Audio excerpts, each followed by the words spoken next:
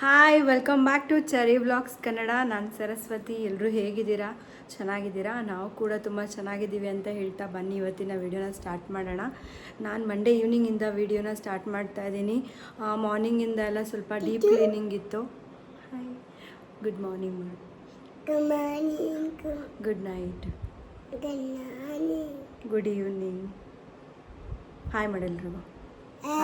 Hi ಮಾಡು, ಕೈಯಲ್ಲಿ ತೋರಿಸ್ಬೇಕು. ಹಾಯ್, ನಮಸ್ಕಾರ, ನಮಸ್ಕಾರ. ಅಲ್ಲಿ ಎಲ್ಲರಿಗೂ ಪ್ಲೇನ್ ಕಿಸ್ ಕೊಟ್ಬೇಡು.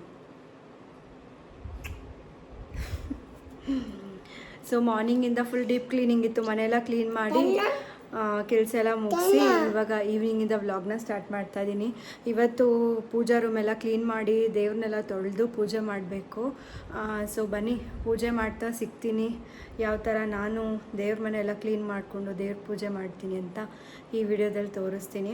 ಸೊ ಇನ್ನೂ ಯಾರೆಲ್ಲ ನನ್ನ ಚಾನಲ್ನ ಸಬ್ಸ್ಕ್ರೈಬ್ ಮಾಡಿಲ್ಲ, ಪ್ಲೀಸ್ ಸಬ್ಸ್ಕ್ರೈಬ್ ಮಾಡಿ. ಈ ವಿಡಿಯೋ ಇಷ್ಟ ಆಯ್ತು ಅಂದರೆ ಲೈಕ್, ಶೇರ್, ಕಮೆಂಟ್. ವಿಡಿಯೋನ ಕೊನೆಯವರೆಗೂ ನೋಡಿ. ಹಾಗೆ ಪಕ್ಕದಲ್ಲಿರೋ ಬೆಲ್ ಐಕನ್ನ ಕ್ಲಿಕ್ ಮಾಡೋದ್ರಿಂದ ನಾನು ಮಾಡೋ ಹೊಸ ವಿಡಿಯೋ ನೋಟಿಫಿಕೇಷನ್ ಫಸ್ಟ್ ನಿಮಗೆ ಬರುತ್ತೆ. ಸೊ ಫಸ್ಟು ಬಾಗಿಲು ಕ್ಲೀನ್ ಮಾಡ್ಕೊಳ್ಳೋದ್ರಿಂದ ರಂಗೋಲಿಯಿಂದ ಸ್ಟಾರ್ಟ್ ಮಾಡಿ ಪೂಜೆ ಎಲ್ಲ ಮುಗಿಸಿ ಆಮೇಲೆ ನಾನು ನಿಮಗೆ ಸಿಗ್ತೀನಿ. ಬನ್ನಿ ಅಲ್ಲಿವರೆಗೂ. Hi madam. Hi hi, good evening. Good evening. Coffee ಆಯ್ತಾ? ಆಯ್ತಾ? Okay, done done. ಓಕೆ, ಸಿಗ್ತೀನಿ ಬನ್ನಿ ಆಮೇಲಿಂದ. ನಾನಿಲ್ಲಿ ಸೋಮವಾರ ಅಂತ ಹೇಳಿ ಮತ್ತೆ ಬಾಗಿಲೆಲ್ಲ ಕ್ಲೀನಾಗಿ ತೊಳೆದ್ಬಿಟ್ಟು ಮಾಪ್ ಮಾಡಿ ಫುಲ್ ಡ್ರೈ ಮಾಡಿಕೊಂಡು ಇವಾಗ ಹೊಸ್ಲಿಗೆ ಅರ್ಶಿನ ಕುಂಕುಮ ಎಲ್ಲ ಹಚ್ಕೊಳ್ತಾ ಇದ್ದೀನಿ. ಇದು ಮಂಡೇ ಈವ್ನಿಂಗು ಪೂಜೆ ಮಾಡೋಣ ಅಂತ ಹೇಳಿಬಿಟ್ಟು ನಾನು ಮಾರ್ನಿಂಗಿಂದ ಎಲ್ಲ ಫುಲ್ ಡೀಪ್ ಕ್ಲೀನ್ ಮಾಡಿಕೊಂಡೆ. ಬೆಡ್ಶೀಟ್ಸ್ ಎಲ್ಲ ವಾಶ್ ಮಾಡಿ, ಸೋಫಾದು ಕವರ್ಗಳೆಲ್ಲ ವಾಶ್ ಮಾಡಿ ಕಂಪ್ಲೀಟಾಗಿ ಮನೆ ಕ್ಲೀನ್ ಮಾಡಿಕೊಂಡು, ಸೊ ಸಾಯಂಕಾಲ ಮೇಲೇ ದೇವರೆಲ್ಲ ತೊಳ್ಕೊಳ್ಳೋಣ ಅಂತ ಹೇಳ್ಬಿಟ್ಟು ಸಾಯಂಕಾಲ ಮೇಲೇ ನಾನು ಪೂಜೆನ ಸ್ಟಾರ್ಟ್ ಮಾಡಿಕೊಂಡೆ. ಬೆಳಗ್ಗೆಯಿಂದ ಬರೀ ಇದೇ ಕೆಲಸನೇ ಆಯಿತು ನನಗೆ. ಸೊ ಅದಾದಮೇಲೆ ಕ್ಲೀನಾಗೆಲ್ಲ ಮನೆಯೆಲ್ಲ ಕ್ಲೀನ್ ಮಾಡ್ಕೊಂಡ್ಮೇಲೆ ನಾನಿಲ್ಲಿ ರಂಗೋಲಿ ಹಾಕ್ಕೊಳ್ಳೋಣ ಅಂತ ಹೊರಗಡೆ ಬಂದೆ. ಕ್ಲೀನಾಗಿ ಫ್ರೆಶಪ್ ಎಲ್ಲ ಆಗಿದ್ದೆ ಆಲ್ರೆಡಿ. ಸರಿ ಅಂತ ಹೇಳಿ ನಾನು ಒಂದು 4-5 ಡೇಸಿಂದ ರಂಗೋಲಿನೇ ಹಾಕಿರಲಿಲ್ಲ ಬಾಗಿಲಿಗೆ.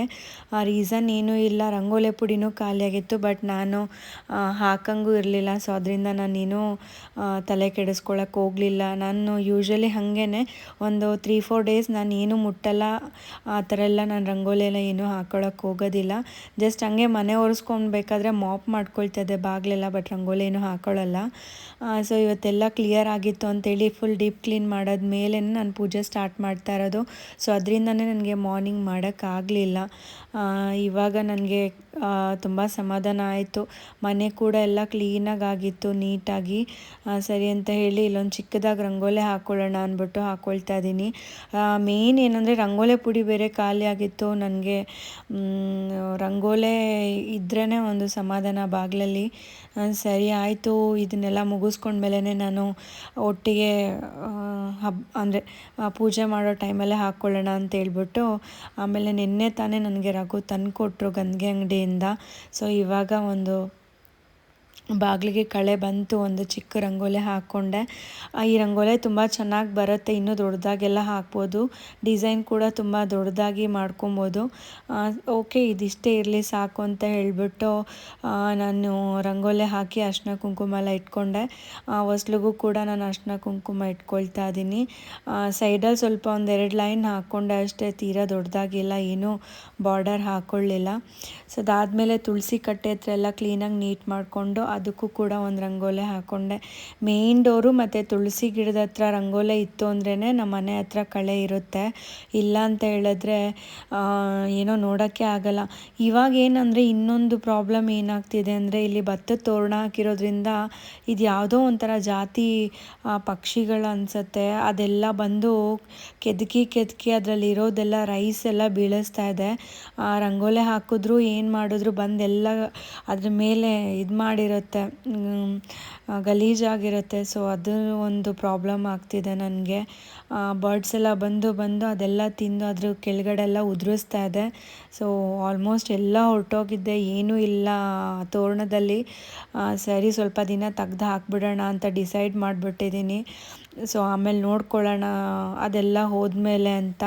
ಸೊ ಇವಾಗ ನಾನು ತುಳಸಿ ಪಾಟ್ ಹತ್ರ ಎಲ್ಲ ರಂಗೋಲಿ ಹಾಕ್ಕೊಂಡು ಸೊ ಫೈನಲಾಗಿ ಅರಿಶಿನ ಕುಂಕುಮನ ಇಟ್ಕೊಳ್ತಾ ಇದ್ದೀನಿ.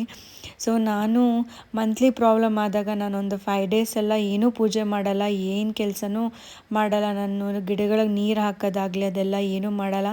ಸೊ ಇವತ್ತು ಸಮಾಧಾನ ಆಯಿತು, ನಂದೆಲ್ಲ ಕಂಪ್ಲೀಟಾಗಿ ಮನೆಯೆಲ್ಲ ಕ್ಲೀನಾಗಿ ಡೀಪ್ ಕ್ಲೀನ್ ಮಾಡಿದ್ಮೇಲೆ ನಾನು ಪೂಜೆನ ಸ್ಟಾರ್ಟ್ ಮಾಡ್ಕೊಳ್ತಾ ಇದ್ದೀನಿ.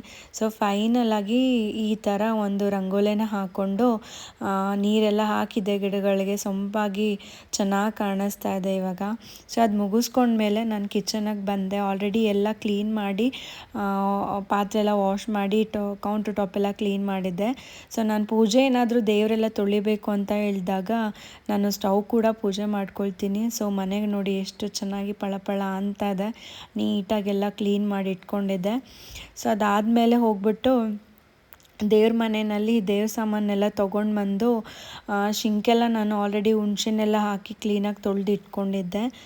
ಇವಾಗ ದೇವ್ರು ತೊಳ್ಕೊಂಡ್ಬಿಡೋಣ ಅಂತ ಅಂದ್ಬಿಟ್ಟು ತೊಳೆಯೋದಕ್ಕೆ ರೆಡಿ ಮಾಡಿಕೊಂಡೆ. ಸರಿ ಮಲಗಿದ್ದಾನೆ. ಸೊ ಅವ್ನು ಮಲಗಿದ್ದಾಗಲೇ ಈ ಕೆಲಸಗಳೆಲ್ಲ ನಾನು ಮಾಡ್ಕೊಳ್ಳೋಕ್ಕಾಗೋದು. ಸೊ ನಾನಿಲ್ಲಿ ದೇವ್ರನ್ನ ತೊಳೆಯೋದಕ್ಕೆ ಪೀತಾಂಬರಿ ಮತ್ತು ಸಬೀನಾ ಪೌಡರ್ನ ಯೂಸ್ ಮಾಡ್ತೀನಿ. ನನಗೆ ಅದೇ ಸಮಾಧಾನ ಅನಿಸುತ್ತೆ ದೇವರು ಕ್ಲೀನ್ ಮಾಡೋದಕ್ಕೆ. ಸೊ ಅದಾದಮೇಲೆ ಬೆಳ್ಳಿ ಏನು ಅಂತ ಅಷ್ಟೊಂದೆಲ್ಲ ಏನೂ ಇಲ್ಲ. ಒಂದು 3 ಪ್ಲೇಟ್ ಇದೆ, ಮತ್ತು ಚೊಂಬು, ಕಳಶದ ಚೊಂಬು, ದೀಪ ಮತ್ತು ತಾಮ್ರದೊಂದು 2-3 ಬಟ್ಲಿದೆ. ಸೊ ಅಷ್ಟೇ, ತೀರಾ ಕಮ್ಮಿನೇ. ದೇವರು ಅಷ್ಟೊಂದೆಲ್ಲ ನಾನೇನು ಇಟ್ಕೊಂಡಿಲ್ಲ.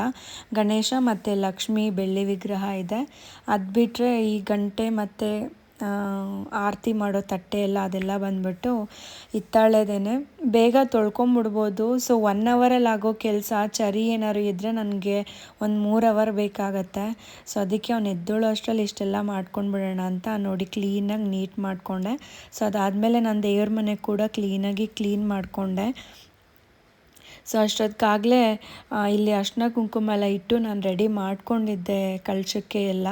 ಅಲ್ಲಿ ದೇವ್ರ ಮನೇಲಿ ಕೂತ್ಕೊಂಡು ಇದೆಲ್ಲ ರೆಡಿ ಮಾಡ್ಕೊಳ್ಳೋಕ್ಕಾಗಲ್ಲ. ಸೊ ಅದಕ್ಕೆ ನಾನು ಇಲ್ಲೇ ರೆಡಿ ಮಾಡ್ಕೊಂಡ್ಬಿಡ್ತೀನಿ. ಅದಾದಮೇಲೆ ಕಳಶ ದೇವ್ರ ಮನೇಲಿ ಹೋಗಿ ಕಳಶ ಹೂಡಿ ಅದಕ್ಕೆ ಅರಿಶಿನ ಕುಂಕುಮ, ಅಕ್ಷತೆ ಮತ್ತು ಪಚ್ಚಕರ್ಪೂರ. ಅದಾದಮೇಲೆ ನಾನು ಜವಾರಿ ಪೌಡರ್ ಲಾಸ್ಟ್ ಟೈಮ್ ಹೇಳಿದ್ದೆ, ನನಗೆ ಅದು ಹೆಸರು ಗೊತ್ತಿಲ್ಲ ಅಂತ, ಜವಾರಿ ಪೌಡರು. ಅದಾದಮೇಲೆ ಸ್ವಲ್ಪ ರೋಸ್ ವಾಟರು ಮತ್ತು ಹೂವು ಹಾಕಿ ಕಳಶ ಇಟ್ಟಿದ್ದಾಯಿತು. ಸೊ ಈಗ ಪಕ್ಕದಲ್ಲಿ ನಾನು ಅನ್ನಪೂರ್ಣೇಶ್ವರಿ ಅಮ್ಮನ ತುಂಬ ನಂಬೋದ್ರಿಂದ ನಾನು ಅಕ್ಷಯ ಪಾತ್ರೆನ ಇಟ್ಕೊಂಡಿದ್ದೀನಿ. ಅದಾದಮೇಲೆ ಈ ಕಡೆ ಕವಡೆ ಮತ್ತು ಕುಬೇರ ಪೂಜೆ ಮಾಡ್ತಾರಲ್ಲ ಕಮಲಘಟ್ಟ ಮತ್ತು ಗೋಮತಿ ಚಕ್ರ ಇಟ್ಕೊಂಡಿದ್ದೀನಿ 2 ಸೈಡೂ. ಅದಾದಮೇಲೆ ಇಲ್ಲಿ ಕಾಮಾಕ್ಷಿ ದೀಪಕ್ಕೆ ಇವಾಗ ಎಣ್ಣೆ ಹಾಕ್ಕೊಂಡು ಇಲ್ಲೊಂದು ಚಿಕ್ಕ ಚೊಂಬಲ್ಲಿ ನಾನು ಅಲ್ಲೂ ಕೂಡ ನೀರು ಇಟ್ಕೊಳ್ತೀನಿ ದೇವ್ರ ಮುಂದೆನೂ. ಅದಾದಮೇಲೆ ನೈವೇದ್ಯಕ್ಕೆ ರೆಡಿ ಮಾಡಿಕೊಂಡು ದೀಪ ಹಚ್ಕೊಂಡೆ. ಈ ಟೈಮಲ್ಲಿ ದೀಪ ಎಲ್ಲ ಹಚ್ಚಿದ್ಮೇಲೆ ಆಮೇಲೆ ನಾನು ಹೂವು ಇಟ್ಕೊಳ್ಳೋ ಇವತ್ತೇನು ನಾನು ಕಟ್ಟಿರೋ ಹೂವೆಲ್ಲ ಏನೂ ತರಿಸ್ಕೊಂಡಿರಲಿಲ್ಲ. ರಘು ನನಗೆ 1 kg ಅಷ್ಟು ರೋಸ್ ಹೂವು ತಂದುಕೊಟ್ಟಿದ್ರು. ನಾನು ಅದನ್ನೇ ಒಂದೊಂದನ್ನೇ ಬಿಡಿ ಹೂವನ್ನೇ ಇಟ್ಕೊಂಡೆ. ಈಗ ಲಕ್ಷ್ಮಿ ಮತ್ತು ಗಣೇಶನಿಗೆ ಕುಂಕುಮ ಮತ್ತು ಅರಿಶಿನ ಅರ್ಚನೆ ಮಾಡಿ ಅಕ್ಷತೆ ಕಾಳು ಹಾಕಿ ಇವಾಗ ದೇವ್ರಿಗೆಲ್ಲ ಹೂವು ಮುಡಿಸ್ತಾ ಇದ್ದೀನಿ. ಒಂದೊಂದು ಇಟ್ಟಾಗಲೂ ಏನೋ ಒಂಥರ ಖುಷಿ ಅನಿಸುತ್ತೆ. ಶಾಮಂತಿಗೆ ಹೂವು ಇದ್ದಿದ್ರೆ ಇನ್ನೂ ಚೆನ್ನಾಗಿರ್ತಾಯಿತ್ತು, ಬಟ್ ಸಿಕ್ಕಿರಲಿಲ್ಲ. ರಘು ಇಷ್ಟು ಇಡು ನೋಡೋಣ ಶುಕ್ರವಾರ ಪೂಜೆಗೆ ಅಂತ ಹೇಳಿಬಿಟ್ಟು 1 kg ಅಷ್ಟು ರೋಸ್ ತಂದುಕೊಟ್ಟಿದ್ರು. ಅದನ್ನು ಮೊಳ ಕಟ್ಟೋಕ್ಕಾಗಲಿಲ್ಲ, ಟೈಮ್ ಇರಲಿಲ್ಲ ಅಂತೇಳಿ. ಅದಿನ್ನೂ ಎಷ್ಟು ಹೂವು ಇದೆ ಅದು ಒಂದೊಂದು ಇಟ್ಮೇಲೆ ಇನ್ನೊಂದು ಸ್ವಲ್ಪ ಮಿಕ್ಕಿರೋ ಹೂವನ್ನ ಕಟ್ಟಿಟ್ಬಿಡೋಣ ಅಂತ ಹೇಳ್ಬಿಟ್ಟು ಈಗ ಸದ್ಯಕ್ಕೆ ಇದನ್ನೇ ಇಟ್ಕೊಳ್ಳೋಣ ಅಂತೇಳಿ ಎಲ್ಲ ದೇವ್ರುಗಳಿಗೂ ಒಂದೊಂದೇ ಹೂವನ್ನ ಮುಡಿಸ್ತಾ ಇದ್ದೀನಿ. ನನಗೆ ಹೂವು ಜಾಸ್ತಿ ಇರಬೇಕು ಪೂಜೆ ಮಾಡಬೇಕಂದಾಗ. ಈ ದೇವರೆಲ್ಲ ತೊಳೆದಾಗ ನನಗೆ ಪೂಜೆ ಮಾಡೋಕ್ಕೆ ಹೂವು ಜಾಸ್ತಿ ಇತ್ತು ಅಂತ ಹೇಳಿದ್ರೆ ಏನೋ ಒಂಥರ ಸಮಾಧಾನ. ಬಟ್ ಹೂವು ಏನೋ ಇತ್ತು, ಆದರೆ ಕಟ್ಕೊಳ್ಳೋಕ್ಕೆ ನನಗೆ ಟೈಮ್ ಸಾಕಾಗಲಿಲ್ಲ. ಸ್ವಲ್ಪ ಮನೆಯಲ್ಲಿ ಕೆಲಸನೇ ಜಾಸ್ತಿ ಆಯಿತು ಅಂತ ಹೇಳ್ಬಿಟ್ಟು ಸರಿ ಆಯಿತು, ಇವಾಗ ಇರೋದನ್ನು ಇಟ್ಟು ಪೂಜೆ ಮಾಡೋಣ, ಅದು ಇನ್ನು ಮಿಕ್ಕಿರೋ ಹೂವನ್ನ ಕಟ್ಬಿಟ್ಟು ಥರ್ಸ್ಡೇ ಅಥವಾ ಫ್ರೈಡೇ ಪೂಜೆ ಮಾಡ್ಕೊಂಡ್ರೆ ಆಯ್ತು ಅಂತೇಳಿ ಇವಾಗ ಇರೋ ಹೂವನ್ನೇ ಇಟ್ಟು ದೀಪ ಎಲ್ಲ ಹಚ್ಚಿದ್ದೀನಿ. ಸೊ ಪ್ರತಿಯೊಂದು ಫೋಟೋಕ್ಕೂ ಕೂಡ ನಾನು ಜಾಸ್ತಿ ಹೂವನ್ನೇ ಹಾಕೋಕ್ಕೆ ಇಷ್ಟಪಡ್ತೀನಿ. ಬಟ್ ಇಲ್ದಿರೋ ಟೈಮಲ್ಲಿ ಏನೂ ಮಾಡೋಕ್ಕಾಗಲ್ಲ, ಎಲ್ಲನೂ ಒಂದೇ ಥರ ಇರಲ್ಲ. ಸೊ ಇರಬೇಕಾದ್ರೆ ಹಾಕೋದು, ಇಲ್ಲ ಅಂದಾಗ ಅಡ್ಜಸ್ಟ್ ಮಾಡ್ಕೊಳ್ಳೋದು ಅಂತ ಹೇಳಿಬಿಟ್ಟು ಇವಾಗ ಎಲ್ಲ ದೇವ್ರುಗಳಿಗೂ ಹೂವು ಮುಡಿಸ್ಕೊಂಡೆ. ಹೂವು ಮುಡಿಸಿದಾದ್ಮೇಲೆ ನೋಡಿ ಅಮ್ಮ ಎಷ್ಟು ಚೆನ್ನಾಗಿ ಕಾಣಿಸ್ತಾ ಇದ್ದಾರೆ. ಈಗ ಫೈನಲಾಗಿ ನಾನು ಕಾಮಾಕ್ಷಿ ದೀಪಕ್ಕೂ ಕೂಡ ಅಲಂಕಾರ ಮಾಡಿಕೊಂಡೆ. ಹೂವು ಜಾಸ್ತಿ ಇದ್ದಷ್ಟು ಅಲಂಕಾರ ಮಾಡೋದಕ್ಕೆ ತುಂಬಾ ಚೆನ್ನಾಗಿರುತ್ತೆ. ಅದಾದಮೇಲೆ ನನ್ನ ಮೆಚ್ಚಿನ ಅಮ್ಮ ಹೊರನಾಡು ಅನ್ನಪೂರ್ಣೇಶ್ವರಿ ಅಮ್ಮನಿಗೆ ಹೂವಿನ ಅಲಂಕಾರ ನಾನು ಮಾಡ್ತಾಯಿದ್ದೀನಿ. ಸೊ ಏನೋ ಗೊತ್ತಿಲ್ಲ ನನಗೆ, ಮನೆ ಕ್ಲೀನಾಗಿ ದೇವ್ರ ಮನೆಯೆಲ್ಲ ಕ್ಲೀನಾಗಿ ದೇವ್ರ ತೊಳೆದು ಪೂಜೆ ಮಾಡಿದಾಗ ಇರೋ ಸಮಾಧಾನ, ಪಾಸಿಟಿವ್ ವೈಬ್ಸು ನಾರ್ಮಲ್ ಡೇಸಲ್ಲಿ ಇರೋದಿಲ್ಲ. ಎಷ್ಟೇ ಒಂದು ಬಿಡಿ ಹೂವು ಇಟ್ಟು ದೇವ್ರಿಗೆ ಪೂಜೆ ಮಾಡಿದ್ರು ಮನೆ ಒಂಥರ ತುಂಬ ಕಳೆಯಾಗಿರುತ್ತೆ. ಸೊ ಈಗ ಫೈನಲಾಗಿ ನೈವೇದ್ಯ ಮಾಡ್ತಾಯಿದ್ದೀನಿ. ಜಸ್ಟ್ ಏನೂ ಇಟ್ಟಿರಲಿಲ್ಲ, ಬಾಳೆಹಣ್ಣು, ಎಲೆ ಅಡಿಕೆ ಮತ್ತು ದಕ್ಷಿಣೆ ಇಟ್ಬಿಟ್ಟು ಅದನ್ನೇ ನಾನು ನೈವೇದ್ಯ ಮಾಡಿದೆ. ಅದಾದಮೇಲೆ ನೀರು ಪ್ರೋಕ್ಷಣೆ ಮಾಡಿಬಿಟ್ಟು ಇವಾಗ ನಾನು ಮಂಗಳಾರತಿ ಮತ್ತು ಧೂಪನ ಬೆಳಗ್ತಾ ಇದ್ದೀನಿ. ಸೊ ಇದಾಗಿತ್ತು ಇವತ್ತಿಂದು ಸೋಮವಾರದ ಪೂಜೆ. ಇವಾಗ ಏನೋ ಒಂಥರ ಸಮಾಧಾನ ಆಯಿತು ನನಗೆ. 4-5 ಡೇಸಿಂದ ಮನೇಲಿ ದೀಪ ಕೂಡ ಹಚ್ಚಿರಲಿಲ್ಲ, ಒಂಥರ ನನಗೆ ಬೇಜಾರಾಗ್ತಿತ್ತು. ಸೊ ಅಂತೂ ಇಂತೂ ಸೋಮವಾರದ ಸಾಯಂಕಾಲ ಕಳಕಳೆಯಾಗಿ ಪೂಜೆ ಆಯಿತು. ನೋಡಿ ಫೈನಲಾಗಿ ಯಾವ ಥರ ಕಾಣಿಸ್ತಿದೆ ನಮ್ಮ ದೇವ್ರ ಮನೆ ಅಂತ. ತುಂಬ ಸಿಂಪಲಾಗೆ ಮಾಡಿದ್ದೆ, ಅದು ತುಂಬಾ ಚೆನ್ನಾಗಿತ್ತು ನಾನು ಪೂಜೆ ಮಾಡಿದ್ದು ಇವತ್ತು ಅಂತ ನನಗೆ ತುಂಬ ಸ್ಯಾಟಿಸ್ಫೈಡ್ ಆಯಿತು. ಒಳ್ಳೆಯದಾಗಲಿ ಅಂತ ಕೇಳ್ಕೊಳ್ತೀನಿ. ಸೊ ಈಗಷ್ಟೇ ಪೂಜೆ ಎಲ್ಲ ಮುಗೀತು. ಪೂಜೆ ಎಲ್ಲ ಮುಗಿಸಿ ವಿಡಿಯೋನ ಎಂಡ್ ಮಾಡೋಣ ಅಂತ ಬಂದೆ. ಸೊ ನಾನು ಇನ್ನು ನೈಟ್ ಡಿನ್ನರ್ಗೆ ಪ್ರಿಪೇರ್ ಮಾಡಬೇಕು. ಚರಿ ಬೇರೆ ನನಗೆ ಬಿಡ್ತಾ ಇಲ್ಲ, ಬಂದು ಹಿಂಸೆ ಮಾಡ್ತಿದ್ದಾನೆ. ಹಂಗೋ ಹಿಂಗೋ ಮಾಡಿ ಪೂಜೆನ ಕ್ಲಿಯರ್ ಮಾಡಿಕೊಂಡೆ. ಸೊ ವಿಡಿಯೋನ ಎಂಡ್ ಮಾಡ್ತೀನಿ. ನೋಡಿ ನಮ್ಮಮ್ಮ ಹೆಂಗೆ ಕುಂತಿದ್ದಾರೆ ಅಂತ. ಸೊ ಈ ವಿಡಿಯೋ ಇಷ್ಟ ಆಯಿತು ಅಂದರೆ like, share, comment, friends and ಫ್ಯಾಮಿಲಿಗೆ ಶೇರ್ ಮಾಡಿ. ಇನ್ನೂ ಯಾರೆಲ್ಲ ನನ್ನ ಚಾನಲ್ನ ಸಬ್ಸ್ಕ್ರೈಬ್ ಮಾಡಿಲ್ಲ ಪ್ಲೀಸ್ ಸಬ್ಸ್ಕ್ರೈಬ್ ಮಾಡ್ಕೊಂಡು ನೋಡಿ ಅಂತ ಹೇಳ್ತಾ ಸಿಗ್ತೀನಿ ಮುಂದೆ ಹೊಸ ಒಂದು ವಿಡಿಯೋದೊಂದಿಗೆ. ಅಲ್ಲಿವರೆಗೂ tata, take care, bye, thanks for watching.